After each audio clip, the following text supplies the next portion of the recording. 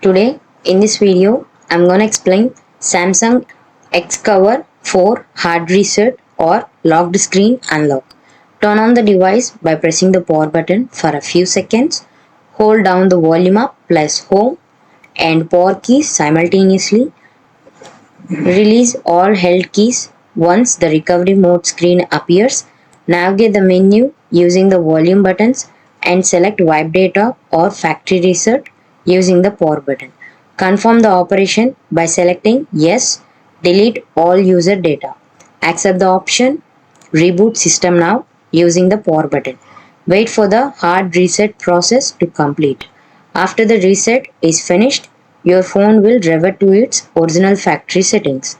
Follow the on-screen instructions to set up your device anew. If this video helped you out, please leave a like and comment down below. If this worked for you, thanks for watching.